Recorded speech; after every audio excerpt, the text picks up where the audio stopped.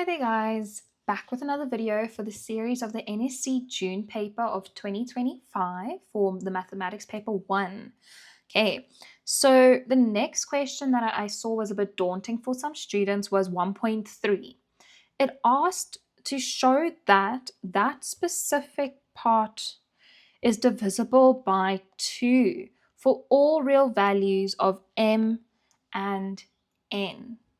Okay, so in order for us to state that it is divisible by 2, it means that a factor of this entire sequence, okay, or expression rather, should be 2.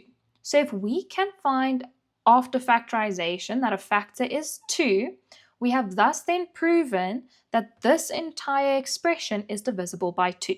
Okay, so in order to do that, what we then need to decipher is how are we going to factorize this? Okay, now the easiest way in which to do this would have been to do dots, okay? Because as you can identify, I've got two perfect squares that have a difference.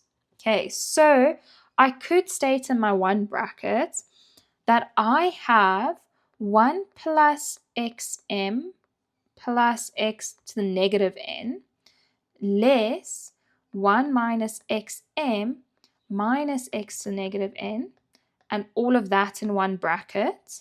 All right. And then I can make my other bracket for the dots part. Just want to make this smaller to have space. Okay. I could then make the other bracket of my dots, just have the positive version. So that would be 1 plus xm plus x to the negative n plus 1 minus xm minus x to the negative n, close brackets. Okay, now we need to try and simplify what is inside of our brackets. So you would have noticed if I do the first bracket, I'd have 1 plus xm plus x to the negative n minus 1 plus xm plus x to the negative n, because all I've done is I'm foiling in that negative. Okay, then I close that bracket. I'm going to do the same for the other half. Now, this bracket here is unnecessary, so I'm just removing it. 1 plus xm plus x to the negative n, and here they will just remain the same due to it being multiplication. All right, now I simplify what's in the brackets. So I will then be left with xm, okay, because if we have a look-see, that 1 and that negative 1 will cancel. So I would then have 2xm, and the same would apply for the x to the negative n. All right, and I can then close my brackets. Same will happen on this side. That 1 and that 1 will not cancel, but they will be added together to give you a 2.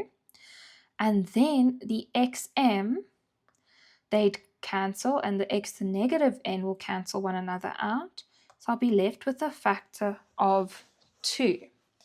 Now, due to the fact that I have a factor of 2, it means that it is therefore divisible by 2. Okay, so that's how that question should have been completed. If you have any questions on how you have done it, you're more than welcome to comment